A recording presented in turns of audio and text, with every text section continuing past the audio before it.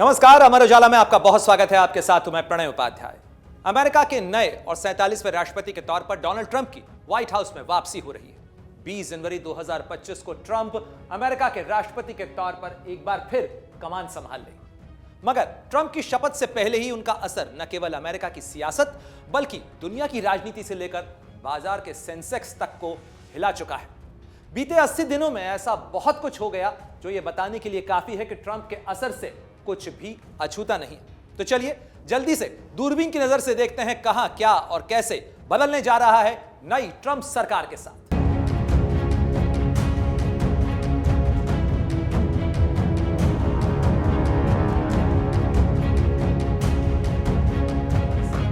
Trump के चुनावी नतीजे के बाद क्या और कैसे बदला अमेरिका के 47वें राष्ट्रपति डोनाल्ड ट्रंप होंगे, यह बात 6 नवंबर 2024 को ही साफ हो गई थी। मगर 150 साल का रिकॉर्ड तोड़कर ट्रंप ऐसे राष्ट्रपति बने जो एक चुनाव हारने के बाद दोबारा व्हाइट हाउस में वापसी कर रहे हैं। जाहिर है यह छोटी बात नहीं है। ऐसे में अमेरिका की राजनीति का एजेंडा एक बार फिर ट्रंप के बयानों के इर्द गिर्द घूमेगा। चुनावी नतीजों और ट्रंप की ताजपोशी के बीच करीब 80 दिनों में उन्होंने H-1B वीजा, टैरिफ, अवैध घुसपैठियों की वापसी, कनाडा को अमेरिका का 51वां राज्य बनाने और ग्रीनलैंड को खरीदने, पनामा नहर को वापस लेने, इजराइल फिलिस्तीन शांति समझौते को करवाने और चीन और भारत पर करों की कारोबारी सख्ती लगाने, नाटो के लिए अमेरिकी फंडिंग कम करने जैसे अनगिनत मुद्दों पर अपनी प्राथमिकता की फहरिस्त गिना दी है। ट्रंप के बयानों का ही असर है कि अमेरिकी बाजार में मजबूती नजर आने लगी है और भारत समेत दुनिया के कई बाजार उसके झटके महसूस कर रहे हैं। अमेरिका में चुनावी नतीजों के बाद से ही भारत में $1 के दाम करीब ₹2.5 तक बढ़ चुके हैं। वहीं अमेरिकी बाजार में ट्रंप के करीबी एलन मस्क की टेस्ला कंपनी के शेयर चुनावी नतीजों की वजह से महज 1 महीने के भीतर 66% तक ऊपर पहुंच गए हैं। यानी साफ है जो ट्रंप के साथ है वो फायदे में है। ट्रंप का असर न केवल बाजार बल्कि अंतर्राष्ट्रीय मुद्दों पर भी नजर आ रहा है। चुनाव जीतने के बाद ट्रंप की तरफ से दी गई धमकी का असर कहें या उनके राजनीतिक विरोधी जो बाइडेन के व्हाइट हाउस छोड़ने से पहले श्रेय लेने की होड़, लेकिन ट्रंप की ताजपोशी से पहले इजराइल और हमास के बीच शांति समझौते का न केवल ऐलान हो गया बल्कि उस पर अमल भी शुरू हो गया। साथ ही हमास के कब्जे से बंधकों की रिहाई का रोड मैप तैयार हो गया। ट्रंप ने कहा था कि अगर उनके व्हाइट हाउस संभालने से पहले बंधकों को हमास नहीं छोड़ता है तो हमास के लिए नरक के दरवाजे खोल दिए जाएंगे। हालांकि ट्रंप के आने और व्हाइट हाउस से विदाई से पहले अमेरिका के राष्ट्रपति जो बाइडेन ने भी सियासत की टेबल पर ऐसे कई दांव चले जिसका असर दुनिया में महसूस किया गया। देखते ही देखते सीरिया में बशर अल असद खानदान का वो निजाम खत्म हो गया जो बीते 50 सालों से राज कर रहा था। राष्ट्रपति असद को मुल्क छोड़कर रूस में शरण लेनी पड़ी। वहीं ट्रंप भले ही नाटो की फंडिंग कम करने और यूक्रेन को मिल रही मदद की समीक्षा की बातें करते रहे हो, लेकिन जाते जाते जो बाइडेन ने व्लादिमीर ज़ेलेंस्की के लिए अमेरिका के खजाने खोल दिए और हथियारों का जखीरा भी उन तक पहुंचा दिया। बाइडेन ने डोनाल्ड ट्रंप के चुनाव जीतने के बाद ही यूक्रेन को इस बात की इजाजत दे दी कि वो अमेरिका से मिले लंबी दूरी के हथियारों का इस्तेमाल रूस के खिलाफ कर सकता है और लंबी दूरी तक कर सकता है। जाहिर है इसका असर नजर आया और जिस रूस यूक्रेन युद्ध को ट्रंप आते ही खत्म कराने की बात कर रहे थे वो और भड़क गया। सत्ता संभालने से पहले ट्रंप ने कुछ ऐसी बातें भी कही जो अगर अमल में आ जाएं तो दुनिया का नक्शा बदल देंगी। इसमें एक बड़ा ऐलान ग्रीनलैंड को खरीदने का था। डेनमार्क से ग्रीनलैंड को हासिल करने के लिए ट्रंप केवल सोशल मीडिया पर चर्चाएं नहीं कर रहे हैं बल्कि वो कितने गंभीर हैं इसका पता इस बात से लगाया जा सकता है कि डोनाल्ड ट्रंप के बेटे डॉन जूनियर ग्रीनलैंड के दौरे पर पहुंच गए। खुद ट्रंप ने उनकी तस्वीरें सोशल मीडिया पर शेयर की। ट्रंप राज की वापसी को लेकर जिन मुद्दों पर सबसे ज्यादा चर्चा हो रही है उसमें अहम है वीजा और प्रवासियों का मुद्दा। डोनाल्ड ट्रंप कई बड़े बदलावों की बात कर रहे हैं। इसमें अवैध प्रवासियों को वापस भेजने का मुद्दा भी है जिनको लेकर कई तबकों के अंदर खासी खलबली है। ऐसे में ट्रंप के आने से पहले ही 17 जनवरी को अमेरिका ने अपने H-1B वीजा प्रोग्राम में कई बड़े बदलाव कर दिए। H-1B वीजा ही दुनिया भर के कुशल पेशेवरों को अमेरिका में रहने और काम करने की सुविधा देता है। भारतीय पेशेवर इस H-1B वीजा सुविधा का फायदा उठाने वाला एक बहुत बड़ा और अहम तबका है। यही वजह है कि लाखों भारतीय अमेरिका में काम कर रहे हैं। यकीनन इन बदलावों का भारतीय पेशेवरों पर भी असर जरूर पड़ेगा। अमेरिका के निवर्तमान राष्ट्रपति जो बाइडेन के प्रशासन का अमेरिकी इमिग्रेशन पॉलिसी में यह आखिरी सुधार कहा जा सकता है। अमेरिका के 47वें राष्ट्रपति के तौर पर डोनाल्ड ट्रंप शपथ लेने के बाद क्या करने वाले हैं, इसका ऐलान वो पहले ही कर चुके हैं। अवैध प्रवासियों की वापसी और सीमाओं को सील करने से लेकर 6 जनवरी 2021 के कैपिटल हिल फसाद के आरोपियों को माफी तक कई ऐलानों की फहरिस्त वो गिना चुके हैं और ये बता चुके हैं कि पहले ही दिन वो ओवल ऑफिस में बैठने के बाद उन तमाम आदेशों पर दस्तखत करने वाले हैं। तो चलिए एक नजर डालते हैं ट्रंप के टॉप पॉलिसी एजेंडा पर। अमेरिका की सत्ता में नए राष्ट्रपति के साथ न केवल चेहरा बदल रहा है, बल्कि कई मोर्चों पर अमेरिका की नीतियां और उनका चाल चरित्र बदलने जा रहा है। ऐसे में जिन मोर्चों पर सबसे ज्यादा बदलाव की सुगबुगाहट है, उसमें इमिग्रेशन नीति से लेकर नाटो की फंडिंग समेत कई मुद्दे शामिल हैं। डोनाल्ड ट्रंप अपने चुनावी अभियान से लेकर जीत के बाद जिस एक मुद्दे पर सबसे ज्यादा बात करते और जोर देते नजर आए हैं, वो है अवैध प्रवासियों का मुद्दा। ट्रंप जिस मेक अमेरिका ग्रेट अगेन अभियान का नारा बुलंद कर रहे हैं, उसमें अमेरिका की अधिकतर परेशानियों का दोष अक्सर अवैध प्रवासियों को दिया जाता है। माना जा रहा है कि ओवल ऑफिस में पहुंचने के बाद ट्रंप जिन आदेशों पर सबसे पहले दस्तखत करेंगे, उसमें मैक्सिको सीमा पर उनके पिछले कार्यकाल में अधूरी रह गई दीवार को पूरा करना होगा। साथ ही सीमाओं पर सख्ती और अवैध प्रवासियों की धरपकड़ कर उन्हें वापस भेजने के अभियान को भी मंजूरी मिल सकती है। चर्चाएं तो इस बात को लेकर भी हैं कि ट्रंप अमेरिका की सीमाओं पर नेशनल इमरजेंसी का ऐलान कर सकते हैं और साथ ही अमेरिका की सेना को तैनात कर सकते हैं। इसके अलावा ट्रंप अमेरिका के आर्थिक इंजन की रफ्तार को एक बार फिर पारंपरिक ऊर्जा यानी तेल और गैस पर लाने को भी हरी झंडी देंगे, ऐसा जानकारों का मानना है। ट्रंप पारंपरिक ऊर्जा संसाधनों के हिमायती हैं और पिछले कार्यकाल में भी उन्होंने जलवायु परिवर्तन के पेरिस समझौते से बाहर निकलने का ऐलान कर दिया था। ट्रंप के इस ऐलान के बाद पूरी दुनिया में बहुत खलबली मची थी। ट्रंप कनाडा को अमेरिका का 51वां राज्य बनाने और ग्रीनलैंड को खरीदने की जो बातें कर रहे हैं, उसके पीछे भी तेल और गैस संसाधनों की खजाने की बात कही जा रही है। ट्रंप अमेरिकी अर्थव्यवस्था के साथ साथ जियोपॉलिटिक्स को भी रीबूट करने की बात कर रहे हैं। ट्रंप ने न केवल अपने शपथ ग्रहण में चीन के राष्ट्रपति शी जिनपिंग को आमंत्रित किया है, बल्कि शपथ लेने से ठीक एक दिन पहले ट्रंप और शी जिनपिंग की फोन पर बात भी हुई है। साथ ही पहले 100 दिनों के भीतर ट्रंप चीन जाने की यानी चीन का दौरा करने की इच्छा जता चुके हैं। ट्रंप चीन के खिलाफ सख्त टैरिफ बंदिशों की बात तो करते हैं, लेकिन माना जा रहा है कि शी जिनपिंग और ट्रंप के बीच होने वाली मुलाकात और बात नए समीकरणों का खाका खींच सकते हैं। जाहिर है इस नई इबारत पर भारत की भी नजर होगी। वैसे सत्ता संभालने के कुछ ही महीनों के भीतर ट्रंप का भारत दौरा भी होना है। भारत क्वाड की मेजबानी कर रहा है और इसकी शिखर बैठक दिल्ली में आयोजित होनी है, जिसके लिए डोनाल्ड ट्रंप भी भारत आएंगे। अपने पिछले कार्यकाल में भी चुनाव से पहले जिस देश के दौरे पर डोनाल्ड ट्रंप गए थे, वो भारत ही था। ट्रंप की टैक्स और टैरिफ नीतियां भारत के लिए चिंता बढ़ा सकती हैं, खासकर ऐसे में जबकि भारत करीब 70 अरब डॉलर से ज्यादा का निर्यात अमेरिका को करता है। यदि अमेरिका टैरिफ पाबंदियां लगाता है तो भारत के निर्यात के लिए मुश्किलें बढ़ेंगी, यानी भारत का निर्यात मुश्किल होगा और भारत के लिए डॉलर की आमदनी कम हो सकती है। ट्रंप की आगामी नीतियों को लेकर आशंकाओं और नीतियों का दबाव डॉलर के मुकाबले रुपए की कीमत पर साफ नजर आ रहा है। साथ ही अमेरिका की अर्थव्यवस्था में आई मजबूती के संकेत के मद्देनजर विदेशी संस्थागत निवेशक भारत के बाजारों में लगातार बिकवाली कर रहे हैं, जिसके झटके भारत के सेंसेक्स पर भी महसूस हो रहे हैं। ट्रंप की आमद का एक बड़ा असर रूस और यूक्रेन की युद्ध पर भी माना जा रहा है।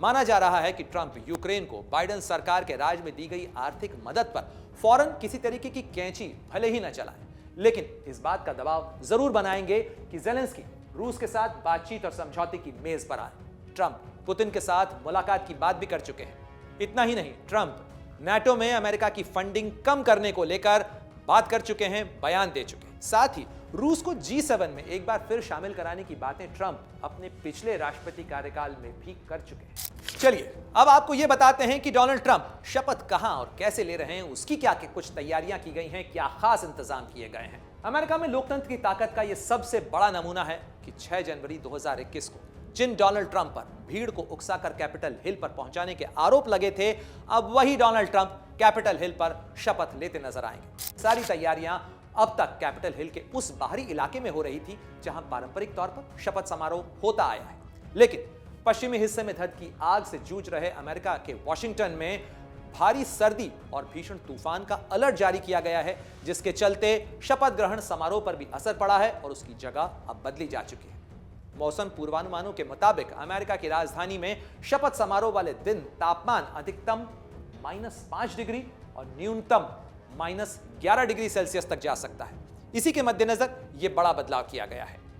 कैपिटल हिल के रोटंडा में भव्य समारोह की तैयारियां की जा चुकी हैं और इन तैयारियों के बीच आपको कैपिटल अरीना में भी तैयारियां नजर आएंगी, क्योंकि ट्रंप के समर्थक जो अमेरिका के अलग अलग इलाकों से ट्रंप के शपथ ग्रहण समारोह में भाग लेने के लिए वॉशिंगटन डीसी पहुंचे थे, उनके लिए यह इंतजाम किया गया है कि वो कैपिटल अरीना में कार्यक्रम को देख सकें। ट्रंप के शपथ ग्रहण समारोह के अंदर भारत का ढोल और ताशा भी नजर आएगा, वो भी सुनाई देगा।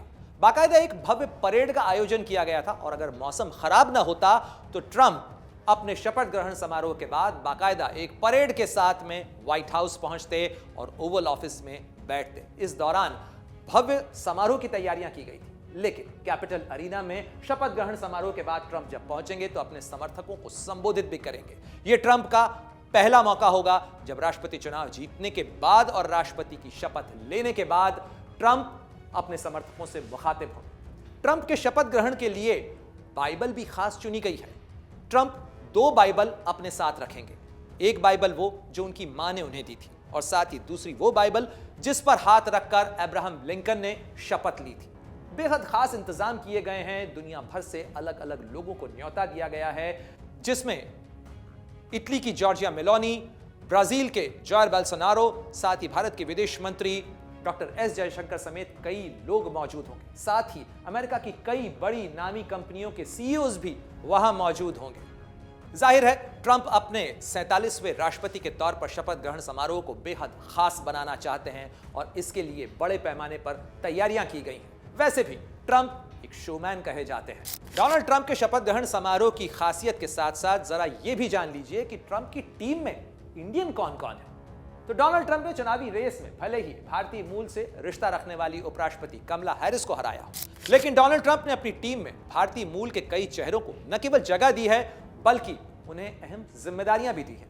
टीम ट्रंप में जो चेहरे नजर आएंगे, जरा एक नजर उन पर डालिए। इनमें प्रमुख चेहरा है विवेक रामास्वामी, जो 2024 की राष्ट्रपति रेस में खुद उम्मीदवार थे, लेकिन बाद में ट्रंप के समर्थन में उन्होंने जमकर प्रचार किया। विवेक रामास्वामी को अरबपति एलन मस्क के साथ ट्रंप प्रशासन की तरफ से घोषित किए गए एक नए डिपार्टमेंट, एक नए विभाग का जिम्मा सौंपा गया है और यह डिपार्टमेंट है department of governance and efficiency, जो इस बात पर काम करेगा कि अमेरिका में सरकारी खर्च कैसे कम किया जा सकता है, शासकीय दक्षता किस तरीके से बढ़ाई जा सकती है। समस्याएं सुलझाने के लिए अपने अलग नजरिए के लिए जाने जाने वाले रामास्वामी नौकरशाही की अक्षमताओं को सुव्यवस्थित करने और सार्वजनिक प्रशासन में निजी क्षेत्र की संवेदनशीलताओं को शामिल करने की कोशिश करेंगे।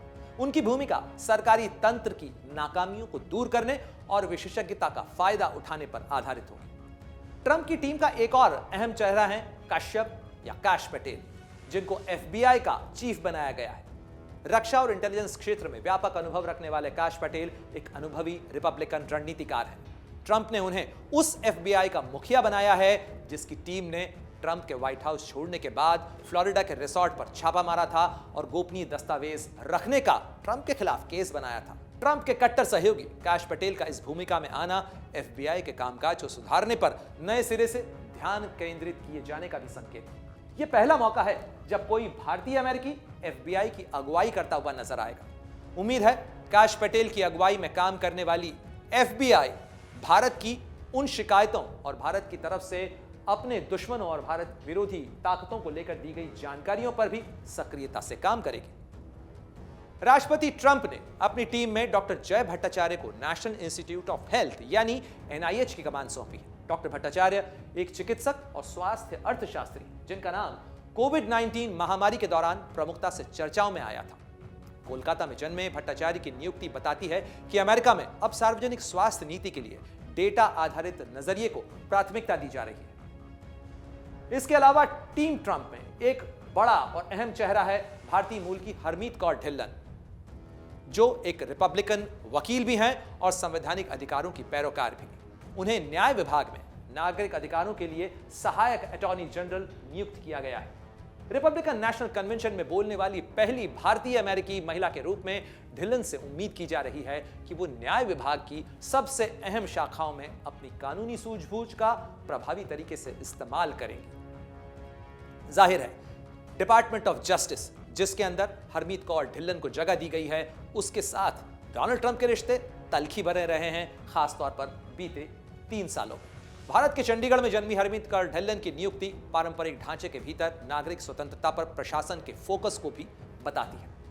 राष्ट्रपति ट्रंप ने भारतीय अमेरिकी उद्यमी और पूंजीपति श्री रामकृष्णन को आर्टिफिशियल इंटेलिजेंस के लिए अपने वरिष्ठ नीति सलाहकार के तौर पर नियुक्त किया है। सिलिकॉन वैली में कई अहम भूमिकाओं में नजर आ चुके कृष्णन एलन मस्क के भी बड़े करीबी और दोस्त बताए जाते हैं। कृष्णन की भूमिका महत्वपूर्ण है क्योंकि अमेरिका तेजी से ग्लोबल आर्टिफिशियल इंटेलिजेंस कंपटीशन में आगे बढ़ने की कोशिश कर रहा है। साथ ही डोनाल्ड ट्रंप प्रशासन में एक अहम जिम्मेदारी तुलसी गबार्ड को भी दी गई।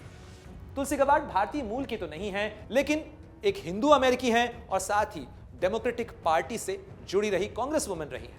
तुलसी गबार्ड को राष्ट्रीय खुफिया निदेशक नियुक्त किया गया है, जो कि एक अहम फैसला है क्योंकि वो कैबिनेट स्तर का पद हासिल करने वाली पहली हिंदू अमेरिकी है। तो चलिए, टीम ट्रंप से आपका परिचय कराने के साथ साथ उस मुद्दे पर भी बात करते हैं जिस पर ट्रंप को लेकर अक्सर चर्चा होती है, यानी ट्रंप के पास आखिर कितनी दौलत है। डोनाल्ड ट्रंप की गिनती यूं तो अमेरिका के अरबपतियों में बरसों से होती आई है, लेकिन 2016 में जब उन्होंने राष्ट्रपति पद की रेस जीती तो उनकी और उनके परिवार की संपत्तियों में जबरदस्त उछाल आया। रियल एस्टेट कारोबार से जुड़े उनके परिवार ने भारत समेत दुनिया के कई देशों में संपत्तियां खरीदी। हालांकि इसको लेकर उन पर कई बार सवाल भी उठे, मगर जनवरी 2021 में जब ट्रंप का कार्यकाल खत्म हुआ तो उनके कारोबार पर भी इसका असर पड़ा। कानूनी मुकदमों की फहरिस्त बढ़ने के साथ साथ ट्रंप की कंपनियों के स्टॉक भी गिरे।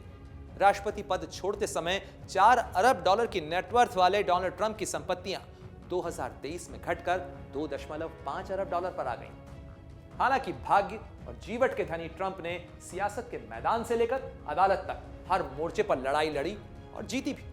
नतीजा यह रहा कि साल 2024 खत्म होने तक ट्रंप की संपत्ति $6.4 अरब तक पहुंच गई। इतना ही नहीं, व्हाइट हाउस में पिछली बार से ज्यादा बड़ा जनादेश देकर लौट रहे ट्रंप के साथ करीबी बढ़ाने और उनकी कंपनियों के साथ कारोबार करने की होड़ दुनिया के कई उद्यमियों में नजर आ रही है।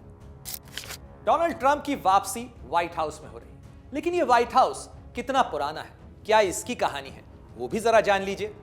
अमेरिका दुनिया का सबसे पुराना लोकतंत्र है, सबसे ताकतवर लोकतंत्र, और लंबी चुनावी लड़ाई के बाद जो शख्स इस लोकतंत्र का सबसे ताकतवर नेता बनता है, वो जिस घर में रहता है उसका नाम है व्हाइट हाउस। तो चलिए, आज आपको बताते हैं इस सबसे दमदार पते के बारे में और बताते हैं कुछ दिलचस्प कहानियां उन लोगों के बारे में जिन्होंने इसे अपना घर बनाया। वॉशिंगटन शहर के बीच में बना वॉशिंगटन मेमोरियल, ये अमेरिका के मुक्ति संघर्ष की याद दिलाता है। लंबे सैनिक संघर्ष के बाद युद्ध नायक और कॉन्टिनेंटल आर्मी के सेनापति जॉर्ज वॉशिंगटन अमेरिका के पहले राष्ट्रपति बने। जॉर्ज वॉशिंगटन ने ही 1791 में राष्ट्रपति निवास के लिए वॉशिंगटन के पेंसिल्वेनिया एवेन्यू का चुनाव किया, जहां अब व्हाइट हाउस है, और उसकी नींव रखी। मगर जॉर्ज वॉशिंगटन कभी इसमें रहे नहीं। व्हाइट हाउस को आयरिश आर्किटेक्ट ने तैयार किया और इसे तैयार करने में करीब करीब 8 साल लगे। इटली से कारीगर और कई अफ्रीकी मुल्कों से कामगारों को इसे तैयार करने के लिए बुलाया गया, जिन्होंने 8 साल का वक्त लिया और व्हाइट हाउस बनकर तैयार हुआ। अमेरिका के दूसरे राष्ट्रपति जॉन एडम्स ही व्हाइट हाउस को अपना घर बनाने वाले पहले राष्ट्रपति थे। सन 1801 में व्हाइट हाउस अभी पूरी तरह से बना भी नहीं था कि एडम्स और उनका परिवार वहां रहने आ गया। मगर एडम्स परिवार इस घर में रहने वाला पहला परिवार तो था, शायद सबसे कम वक्त तक रहने वाला भी उनका ही परिवार था, क्योंकि इस घर में आने के 1 साल बाद ही एडम्स का कार्यकाल समाप्त हो गया। रोचक बात है कि अमेरिका में राष्ट्रपतियों के नाम पर कई शहर हैं, कई इमारतें हैं, एयरपोर्ट के नाम उनके नामों पर रखे गए हैं, कई स्मारक बनाए गए हैं, यहां तक कि युद्धपोत के नाम भी कई अमेरिकी राष्ट्रपतियों के नाम पर रखे गए हैं। खासतौर पर राजधानी वॉशिंगटन में उनकी स्मृतियों को संजोया गया है। मगर जॉन एडम्स एकमात्र ऐसे राष्ट्रपति रहे अमेरिका के जिनके नाम पर वॉशिंगटन में न तो कोई स्मारक है न कोई चिन्ह। व्हाइट हाउस करीब 55,000 वर्ग फीट में फैला है और 6 तलों वाली यह सफेद इमारत अमेरिका ही नहीं, दुनिया के सबसे ताकतवर पते में से एक है। 1800 से लेकर अब तक 45 राष्ट्रपतियों का यह घर रहा है। इस इमारत ने अमेरिका और दुनिया की तारीख के कई उतार चढ़ाव देखे हैं। इसकी अपनी कहानी भी कम दिलचस्प नहीं है। इसमें रहने वाले बदलते रहे तो बदलता रहा इस इमारत का नाम भी और इसकी शक्ल भी। बस नहीं बदला है तो केवल इसका सफेद रंग। बीते 220 से ज्यादा सालों में यह हाउस रहा है हमेशा व्हाइट। लेकिन एक बार ऐसा भी हुआ कि इसकी रंगत भयानक आग के कारण काली पड़ गई थी। 1814 में अंग्रेज सेना ने इस शानदार इमारत को आग के हवाले कर दिया था। बात अगस्त 1814 की है, जब एक दिन अमेरिकी राष्ट्रपति जेम्स मैडिसन मैदान जंग से लौटे तो खबर मिली कि व्हाइट हाउस पर हमले के खतरे को देखते हुए उनकी पत्नी डॉली एक सुरक्षित स्थान पर चली गई हैं। मैडिसन भी व्हाइट हाउस छोड़कर चले गए। पीछे से आए अंग्रेज सैनिकों ने पहले तो व्हाइट हाउस में जमकर दावत उड़ाई और फिर व्हाइट हाउस को आग के हवाले कर दिया। इस व्हाइट हाउस के सारे खिड़की दरवाजे धू धू कर जलते रहे और चिमनी की तरह आग और धुआं उगलते रहे। जाहिर है इस अग्निकांड के बाद अमेरिका की शान कहलाने वाले इस व्हाइट हाउस को एक बार फिर बनाने की कवायद शुरू हुई। इसके लिए व्हाइट हाउस बनाने वाले मूल आर्किटेक्ट होवन को फिर से बुलाया गया और फिर से तैयार किया गया वॉशिंगटन डीसी के पेंसिल्वेनिया एवेन्यू पर मौजूद व्हाइट हाउस को। व्हाइट हाउस का नाम भी बदलते वक्त के साथ बदलता रहा है। पहले इसे एग्जीक्यूटिव मेंशन कहा जाता था, फिर बाद में इसका नाम प्रेसिडेंशियल पैलेस कर दिया गया, मगर 1901 में थियोडर रूजवेल्ट ने इसे नाम दिया व्हाइट हाउस। आज जिस शक्ल में हम व्हाइट हाउस को देखते हैं उसमें 132 कमरे हैं, 35 बाथरूम, 6 मंजिला रिहाइश इसमें शामिल है। इसके अलावा इसमें करीब 412 दरवाजे हैं, 147 खिड़कियां, 8 सीढ़ियां और 3 लिफ्ट लगी हैं। साथ ही इसमें है शानदार किचन, यहां तक कि अपने शहद उत्पादन की भी व्हाइट हाउस के पास एक अलग व्यवस्था है। व्हाइट हाउस के किचन में एक साथ 140 मेहमानों की दावत का इंतजाम रहता है। अमेरिका के हर राष्ट्रपति के साथ व्हाइट हाउस की किताब में कोई न कोई नया पन्ना जरूर जुड़ा। थियोडर रूजवेल्ट ने इसे नाम दिया व्हाइट हाउस, तो वहीं उनके उत्तराधिकारी विलियम होवर्ड टेफ्ट ने वेस्ट विंग में बनाया ओवल ऑफिस, वो जगह जहां अमेरिकी राष्ट्रपति का दफ्तर है। बिल क्लिंटन पहले अमेरिकी राष्ट्रपति बने जिन्होंने व्हाइट हाउस को इंटरनेट से जोड़ा। वहीं बराक ओबामा व्हाइट हाउस पर रहने वाले पहले ऐसे राष्ट्रपति माने जाते हैं जो बेहद ज्यादा टेक्नोलॉजी पसंद थे। जो बाइडेन और डोनाल्ड ट्रंप व्हाइट हाउस में रहने वाले सबसे उम्र दराज राष्ट्रपति हैं। व्हाइट हाउस में 20 जनवरी का दिन एक ऐसी तारीख है जब एक राष्ट्रपति वहां सुबह बिताता है तो दूसरा राष्ट्रपति रात गुजारने पहुंच जाता है और अगले 4 साल तक फिर इसे अपना घर बनाता है। लेकिन व्हाइट हाउस में यह सत्ता का बदलाव आसान नहीं होता है, क्योंकि एक राष्ट्रपति की विदाई और दूसरे की अगवानी से पहले यह घर पूरी तरीके से बदल जाता है। क्या होती है इस बदलाव की कहानी, चलिए जानते हैं। व्हाइट हाउस में पुराने राष्ट्रपति की विदाई और नए राष्ट्रपति की आमद के बीच स्टाफ को केवल कुछ घंटों का वक्त मिलता है, जिसमें उन्हें पिछले राष्ट्रपति के हर सामान की पैकिंग करनी होती है, तो साथ ही नए राष्ट्रपति और उनके परिवार की जरूरत के लिए घर को सजाना और संवारना होता है। व्हाइट हाउस की परंपरा है कि नए राष्ट्रपति को अपने शपथ वाले दिन 12 बजे व्हाइट हाउस मिलता है।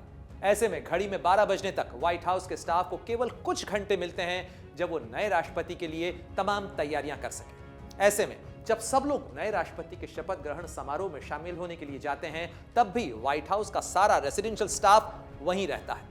नए राष्ट्रपति के आने तक बाथरूम में टूथब्रश से लेकर दीवार पर उनकी पसंदीदा तस्वीरों तक हर चीज मुकम्मल की जाती है। तो साथ ही यह कहा जा सकता है कि व्हाइट हाउस कभी खाली नहीं रहता है और न ही रहता है बिना किसी राष्ट्रपति के। इसके लिए बाकायदा एक सक्सेशन प्लान भी तैयार है, यानी अमेरिका के राष्ट्रपति की अगर किसी हादसे के अंदर मौत हो जाती है या वो इनकैपेसिटेटेड होते हैं, यानी काम करने की स्थिति में नहीं है, तो उनकी जगह कौन कामकाज संभालेगा, अगर उपराष्ट्रपति भी नहीं है तो कामकाज कौन संभालेगा, इसका बाकायदा पूरा प्रोटोकॉल है। साथ ही प्रोटोकॉल है डेजिग्नेटेड सर्वाइवर का भी। अमेरिका में राष्ट्रपति के कैबिनेट के एक सदस्य को डेजिग्नेटेड सर्वाइवर निर्धारित किया जाता है और परंपरा है कि अगर किसी आपातकाल में पूरी कैबिनेट हादसे का शिकार हो जाए तो पहले से चिन्हित सदस्य को राष्ट्रपति बना दिया जाता है। आपने इसे कई वेब सीरीज में देखा भी होगा। साल 2024 में राष्ट्रपति जो बाइडेन के स्टेट ऑफ यूनियन भाषण के दौरान उनके शिक्षा मंत्री मैगुएल कार्डोना को डेजिग्नेटेड सर्वाइवर बनाया गया था, यानी उन्हें स्टेट ऑफ यूनियन के भाषण से दूर रखा गया था, क्योंकि अगर कोई आपातकाल हो तो उन्हें राष्ट्रपति बनाया जा सके। अमर उजाला जीवांजलि के सारथी की मदद लें और महाकुंभ में स्नान जरूर करें।